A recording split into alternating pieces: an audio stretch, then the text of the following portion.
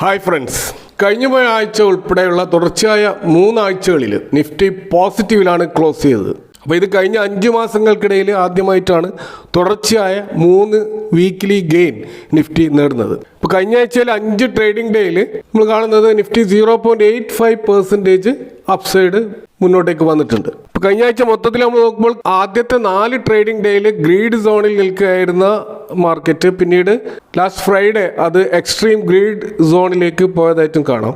ബുള്ളിഷ്നെസ്സിൽ വലിയ കുറവൊന്നും സംഭവിച്ചിട്ടില്ല. ഓപ്ഷൻ മാർക്കറ്റിൽ highest call side open interest നമ്മൾ കാണുന്നത് 25,400 അതുപോലെ 25,500 അപ്പോൾ തീർച്ചയായിട്ടും അവിടെ ഒരു കുറവ് വന്നിട്ടുണ്ട്. പുട്ട് സൈഡിൽ ഹയസ്റ്റ് ഓപ്പൺ ഇൻട്രസ്റ്റ് കാണുന്നത് 25,300 അപ്പോൾ അവിടെ ഓപ്പൺ ഇൻട്രസ്റ്റ് കുറച്ച് കൂടിയതായിട്ടും കാണുന്നുണ്ട്. അപ്പോൾ നിലവിൽ 25,300 നിഫ്റ്റി ഒരു സപ്പോർട്ടിൽ നിൽക്കുകയാണ്. സപ്പോർട്ട് കുറച്ച് വീക്കായിട്ടാണ് നമ്മൾ ഇപ്പോൾ കാണുന്നത്. ഇപ്പോൾ ട്രംപിൻ്റെ ഏറ്റവും ഒടുവിൽ വന്നിട്ടുള്ള വിസ ബോംബിങ്ങിനോട് മാർക്കറ്റ് മൺഡേ എങ്ങനെ പ്രതികരിക്കുമെന്നതിൻ്റെ അടിസ്ഥാനത്തിലായിരിക്കും ഇനി നെക്സ്റ്റ് വീക്ക് മാർക്കറ്റിൻ്റെ ഒരു മൂവ്.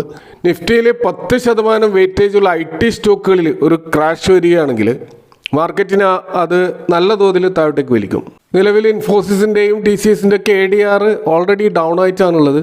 US-ലുള്ള നമുക്കറിയാം ഭൂരിഭാഗം ടെക് ഫേമുകളിലും സ്കിൽഡ് മാൻ പവർ ആയിട്ട് ആശ്രയിക്കുന്നത് വിദേശത്ത് നിന്നുള്ള IT പ്രൊഫഷണൽസ് ആണ്. അപ്പോൾ US-ൽ ഈ IT പ്രൊഫഷണൽ ടാലൻസ് ഇല്ലാത്തത് കൊണ്ടല്ല, മറിച്ച് കമ്പാരിറ്റീവ്ലി ലേബർ കോസ്റ്റ് സേവ് ചെയ്യാൻ വേണ്ടിയിട്ടാണ് വിദേശത്ത് നിന്ന് വ്യാപകമായിട്ട് US IT മാർക്കറ്റിൽ അവർ റിക്രൂട്ട്മെന്റ് നടത്തുന്നത്.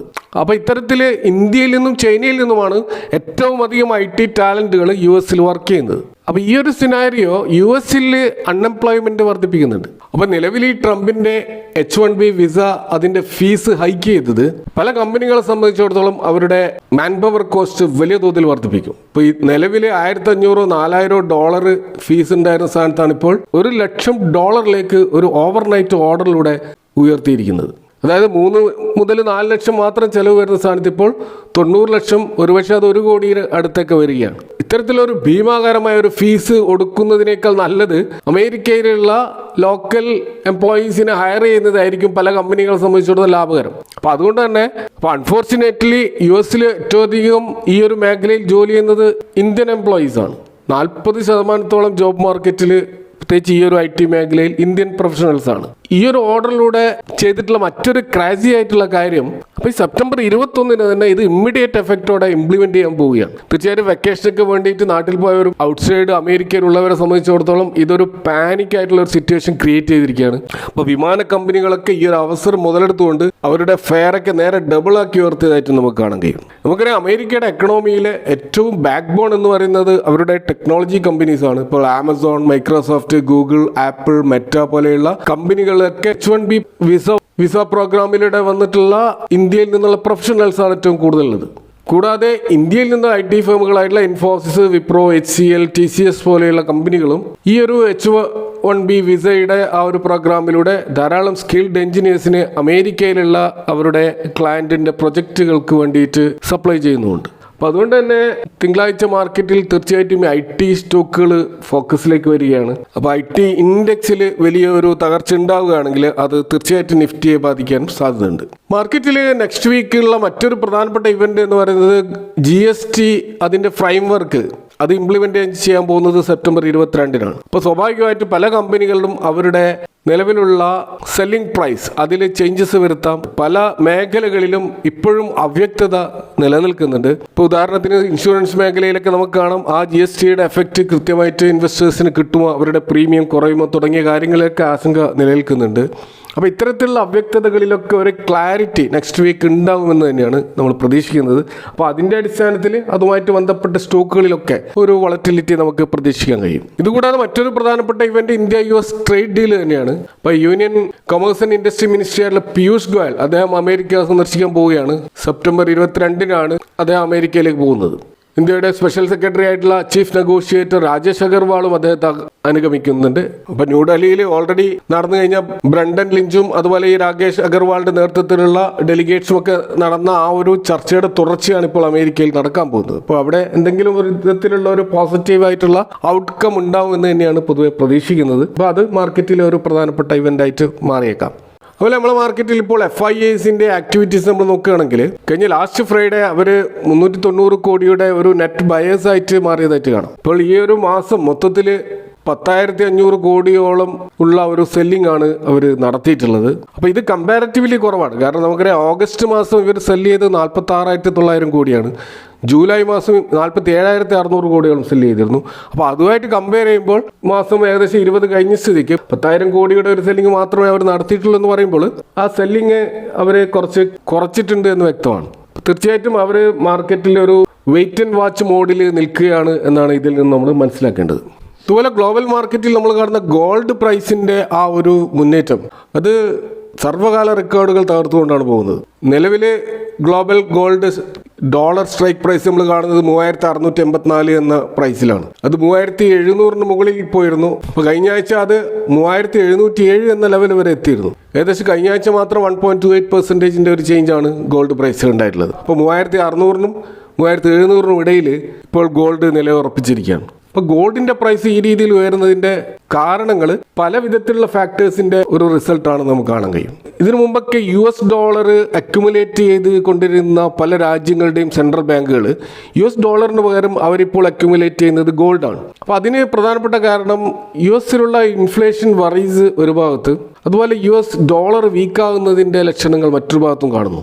കൂടാതെ താരിഫുമായി ബന്ധപ്പെട്ട അൺസർട്ടനിറ്റി അതൊരു ഭാഗത്തും, അതുകൂടാതെ ഇപ്പോൾ റേറ്റ് കട്ടുമായി ബന്ധപ്പെട്ട് US ബോണ്ട് ഈൽഡ് അനാകർഷകമാകുന്നതിൻ്റെ ഭാഗമായിട്ട് പുതിയ ഇൻവെസ്റ്റ്മെൻറ്റ് ഹെവൻ തേടിക്കൊണ്ട് ആളുകൾ പോകുന്നതിൻ്റെയൊക്കെ ഭാഗമായിട്ടാണ് സേഫ് ഇൻവെസ്റ്റ് ആയിട്ടുള്ള ഈ ഒരു ഗോൾഡ് എന്നുള്ള അസറ്റിലേക്ക് ശക്തമായ ഒഴുക്ക് നമ്മൾ കാണുന്നത്. അപ്പോൾ US ഡോളർ ഇൻഡെക്സ് നമ്മൾ നോക്കിക്കഴിഞ്ഞാൽ കഴിഞ്ഞ ഒരു മാസം ഫ്ലാറ്റ് നെഗറ്റീവായിട്ടാണ് നമ്മൾ കാണുന്നത്. ഇപ്പോൾ കഴിഞ്ഞ ഒരു മാസം അതിൻ്റെ ഏറ്റവും ലോവസ്റ്റ് പ്രൈസ് 96.22 ആണ്. അതുപോലെ ഹയസ്റ്റ് പ്രൈസ് 98.73 ആണ്. ഒരു ആവറേജ് 97 എന്ന ലെവലിൽ തന്നെയാണ് അത് നിൽക്കുന്നത്. അപ്പോൾ 110 എന്നുള്ള പ്രൈസ് റേഞ്ചിലൊക്കെ ഉണ്ടായിരുന്ന ഡോളറാണ് ഈ രീതിയിൽ വീക്കായിട്ട് കാണുന്നത്. അപ്പോൾ അതിൻ്റെ അടിസ്ഥാനത്തിൽ സ്വാഭാവികമായിട്ടും എമേർജിംഗ് മാർക്കറ്റിലുള്ള ഇൻവെസ്റ്റ്മെൻറ്റും അതുപോലെ തന്നെ ഇത്തരം ഗോൾഡിലേക്കുള്ള ഇൻവെസ്റ്റ്മെൻറ്റിലേക്കുമായിരിക്കും ഗ്ലോബൽ ഫണ്ട് ഹൗസുകളൊക്കെ നീങ്ങുന്നത്. അതിൻ്റെ ഭാഗമായിട്ടാണ് ഗോൾഡിൽ ഈ ഒരു ഹൈക്ക് നമ്മൾ കാണുന്നത്. ഇന്ത്യൻ മാർക്കറ്റിൽ നമ്മൾ നേരിടുന്ന മറ്റൊരു പ്രശ്നം ഇന്ത്യൻ റൂപ്പി വളരെ വീക്കായിരിക്കുന്നു എന്നുള്ളതാണ്. കഴിഞ്ഞ ആഴ്ചകളിൽ അവിടെ ചില സ്ട്രെങ്ത് ഈ റൂപ്പി കാണിച്ചതായിട്ട് നമുക്ക് കാണാൻ കഴിയും. ഇപ്പോൾ കഴിഞ്ഞ ആഴ്ച 2 ദിവസങ്ങളിൽ 88-ൽ താഴെ 87.8, 87.7 എന്നീ ലെവലുകളിൽ ട്രേഡ് ചെയ്തിരുന്നു. നിലവിൽ ഇപ്പോൾ അത് 88 എന്ന ഒരു റേഞ്ചിൽ തന്നെ നിൽക്കുകയാണ്. അപ്പോൾ അടുത്ത ആഴ്ച ഗ്ലോബൽ മാർക്കറ്റിൽ പ്രത്യേകിച്ച് ഡോളർ ആയിട്ട് ബന്ധപ്പെട്ട് വരുന്ന വാർത്തകളുടെ അടിസ്ഥാനത്തിലായിരിക്കും റൂപ്പിയുടെ സ്ട്രെങ്ത് കൂടുകയോ കുറയുകയോ ചെയ്യുക എന്ന് നമുക്ക് മനസ്സിലാക്കാം. ഇനി നമ്മൾ IPO മാർക്കറ്റിലേക്ക് വന്നു കഴിഞ്ഞാൽ IPO മാർക്കറ്റിൽ വലിയ തോതിലുള്ള പുതിയ IPOകളാണ് വന്നുകൊണ്ടിരിക്കുന്നത്. ഇപ്പോൾ കഴിഞ്ഞ ആഴ്ച തന്നെ 2 IPO ക്ലോസ് ചെയ്തിട്ടുണ്ട്. ഇപ്പോൾ VMS TMTയുടെ IPO ഓൾറെഡി ക്ലോസ് ചെയ്തിട്ടുണ്ട്. അപ്പോൾ അത് ലിസ്റ്റ് ചെയ്യാൻ പോകുന്നത് സെപ്റ്റംബർ 24-ലാണ്. നിലവിലുള്ള അതിൻ്റെ ഗ്രേ മാർക്കറ്റ് പ്രീമിയം നോക്കിക്കഴിഞ്ഞാൽ 13% ഒരു ലിസ്റ്റിംഗ് ഗെയിൻ സാധ്യതയാണ് കാണുന്നത്. അതുപോലെ യൂറോ പ്രതീക് സെയിൽ ലിമിറ്റഡിൻ്റെ IPO സെപ്റ്റംബർ 23-ന് ലിസ്റ്റ് ചെയ്തേക്കാം. അത് ഓൾറെഡി IPO ക്ലോസ് ചെയ്തിരിക്കുകയാണ്. ഇപ്പോൾ 2.43 മാത്രമുള്ള ഒരു ഗ്രേ മാർക്കറ്റ് പ്രീമിയമാണ് നമുക്ക് അതിലും കാണുന്നത്. അപ്പോൾ ഈ 2 സ്റ്റോക്കുകളും വലിയ തോതിലൊരു ലിസ്റ്റിംഗ് ഗെയിൻ സാധ്യത നമുക്ക് കാണാൻ കഴിയുന്നില്ല. ഇനി നിലവിൽ ഓപ്പൺ ആയിട്ടുള്ള 3 IPOകളുണ്ട്. അതിലൊന്ന് സാത്വിക് ഗ്രീൻ എനർജിയാണ്. 900 കോടി ഇഷ്യൂ സൈസുള്ള ഇതിൻ്റെ IPO പ്രൈസ് ഏകദേശം 465 രൂപയാണ് കാണുന്നത്. അപ്പോൾ ഇത് ഇന്ത്യയിലെ ഫാസ്റ്റായിട്ട് ഗ്രോ ചെയ്യുന്ന ഒരു ലീഡിംഗ് സോളാർ മൊഡ്യൂൾ മാനുഫാക്ചറേഴ്സ് ആണ്. ഇപ്പോൾ പൊതുവെ നല്ല ഒരു ഫിനാൻഷ്യൽസൊക്കെ കാണിക്കുന്ന ഈ ഒരു IPO തീർച്ചയായിട്ടും അപ്ലൈ ചെയ്താൽ നല്ലൊരു ലിസ്റ്റിംഗ് ഗെയിൻ സാധ്യതയാണ് കാണുന്നത്. രണ്ടാമത് ഒന്ന് കാണുന്നത് GK എനർജിയുടെ IPO ആണ്. 464 കോടിയുടെ ഈ ഒരു IPO 153 എന്നുള്ള ഒരു പ്രൈസ് റേഞ്ചിലാണ് വരുന്നത്. ഇന്ത്യയിലെ സോളാർ പമ്പ് നിർമ്മാണ മേഖലയിലെ ഒരു പ്രധാനപ്പെട്ട കമ്പനിയാണിത്. കൂടാതെ റൂഫ് ടോപ്പ് മൊഡ്യൂൾസും ഇവർ നിർമ്മിക്കുന്നുണ്ട്. ഇവരുടെയും ഫൈനാൻഷ്യൽസ് വളരെ മോശമല്ലാത്ത രീതിയിലാണ് കാണുന്നത്. അതുകൊണ്ട് തന്നെ ഇത് അപ്ലൈ ചെയ്ത് ലോങ് ടേം ഹോൾഡ് ചെയ്യാവുന്ന ഒരു IPO ആയിട്ടാണ് നമുക്ക് കാണുന്നത്.